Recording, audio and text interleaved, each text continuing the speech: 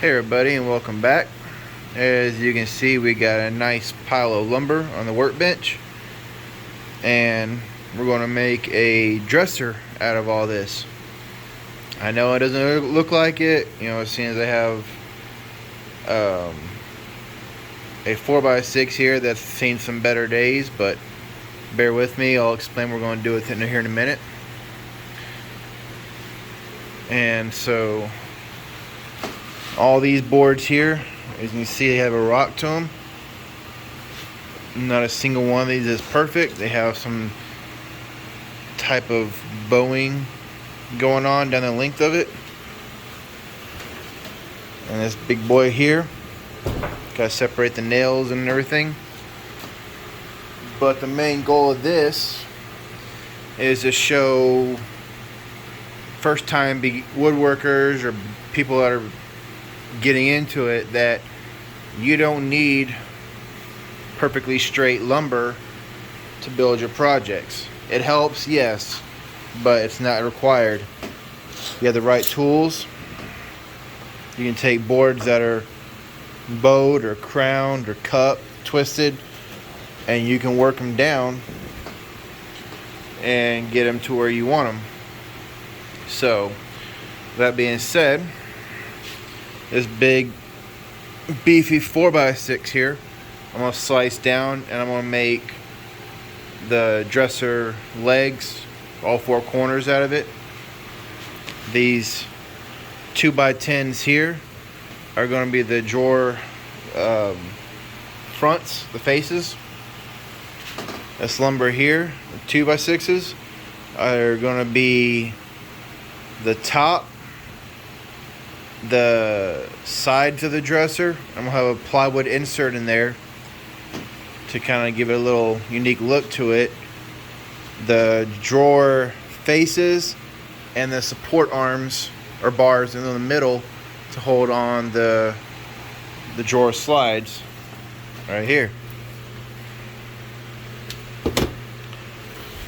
And these here are going to be the support arms or support bars going on in the back. That way the everything has tie into it and have a solid anchor. I know you can't see it in there, but I have a bunch of good plywood that was given to me, the furniture grade stuff that I want to use to build the back of the dresser and also the dresser drawer boxes. So stay tuned and we'll get this project going. So I got the nails pried out of this beefy 4x6 here. As you can see, there's some nail holes in here, but we may not use this end. It might fall into the rough cut section, but our next step is to do our rough cuts out of this for the legs, and then we'll rip it down later on the table saw to get a rough thickness for them. And we're going to use miter saw here to cut this board down along with a couple other of these boards here. And then we'll move on to the next step and I'll explain what we're doing as we go along. So stay tuned.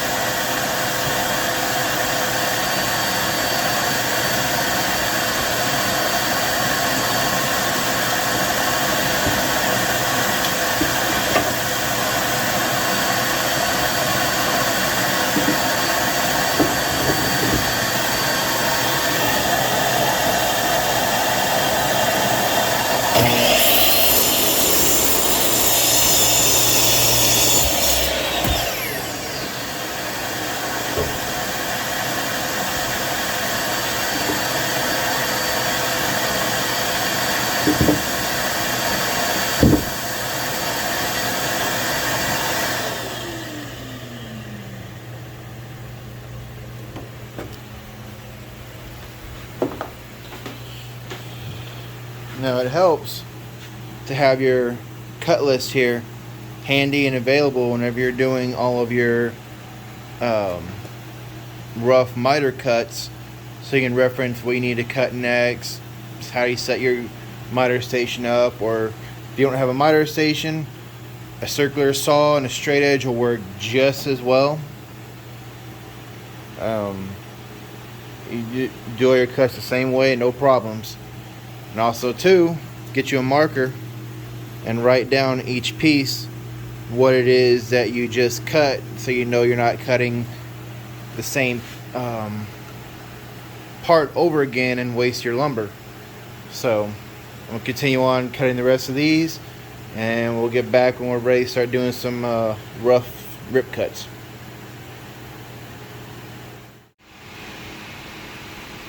Okay, so everything is rough cut down to rough length. I'll break it down for you what we have so far. The legs are right here. There'll be 4 of them. Rip this in half, and then we'll join them, one face and one edge, square it up, and we'll trim it down later. These 5 pieces here are gonna be the drawers, the drawer faces. This pile here is going to be the top, ripped down to about 5 1/8 inches. Wait, 4 1/8 inches wide, and these 5 pieces here are going to be ripped in half and cut down to 2 inches. These are what the drawer slides are going to attach to on the inside. This is going to make up the side of the dresser, the plywood insert. This is going to be what goes around the drawer faces, like the open windows the drawers just go flush into. And these here are going to be ripped apart, ripped down the middle, and that's what's going to make the back supports that the support bars here can mount to, and give a more stable platform. Also, a stable platform for the back to screw to. I'll get this right eventually. I've been up since 1:30. We're having fun. Next step is to rip all this down to rough width on table saw. Again, you can use a circular saw, just snap you out or draw you out a straight line and just cut it. Doesn't have to be exactly straight because you're going to clean it up later. So let's get this next step going.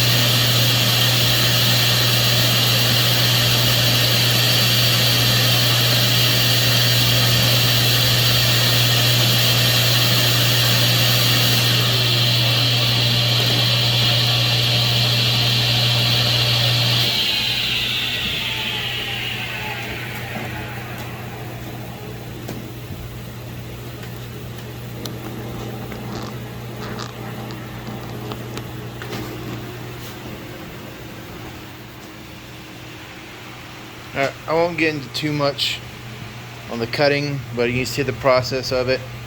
Just rip the strips down 2¼ inches wide, and I have a lot of them to do, so I'm gonna cut this video short. Got this pile cut down 2¼ this pile cut down 2¼ this pile cut down 2¼ and the legs I'm sawdusty, and the legs are cut down 2¼ the drawer faces will be cut down to about 9 inches wide rough, and the tops will be cut down to 5 1/8 inches wide. I was wrong the first time around. So we'll finish cutting these up, and then our next step will be running some of these across the joiner. Pick up there.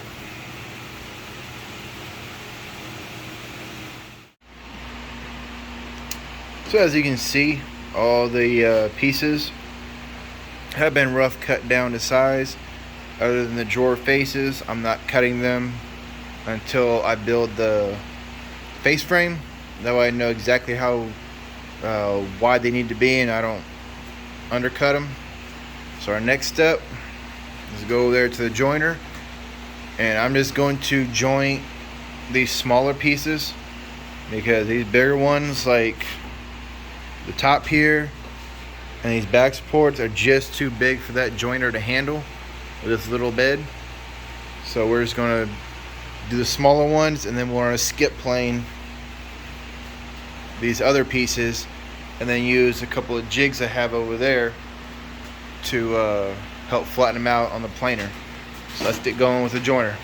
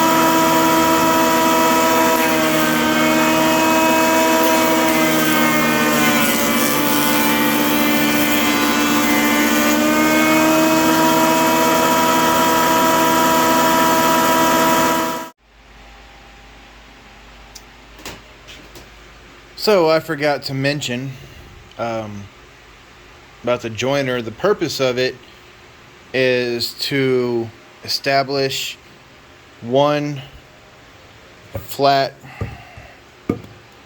face right here, and also to do one flat edge of your board. And what you want that to do, it's hard to do this one-handed. It's supposed to be you see that, perfect 90. Okay, and what that will do is the flat face, the wide part here, when you run it through your planer, it will run flat on the bed of the planer, and the blades will slice the top down until it gets an even cut all the way across, so your boards are uniform thickness no matter what project you're building. Because if you just run them through there without flattening off one of the faces, then the planer is going to follow whatever the boards are doing. So if you have a board that has a curve, then that planer is going to push down on that board. It's going to cut it, but you're still going to have that curve in the board, and it's going to be a pain later on to work out or try to work with your project. And a flat, the straight edge here comes in handy when you're trimming up on the miter saw. You push against the fence. Also on a table saw when you're trimming out any cups or bows on the other side of the board. So always make sure you put a 90 edge on all your pieces before you start really working with them. It will save you aggravation and a headache in the future. So a next step, I'm not going to skip plane these big pieces here right now. I want to do the all planar work at the same time, so I bounce them back and forth. So what I'm going to do is these boards here and these legs, I'm going to run through the table saw and use these little marks here for my 90-degree edge. Use them as a reference to help clean them up and trim them down to a 1/16 of an inch thicker than they actually need to be. So it's less work on the planer I have to do with them. And I was wrong by my previous statement. The joiner was able to handle these big boards here, no problem. So I was able to get a flat edge in all of these. So let's get these cut up.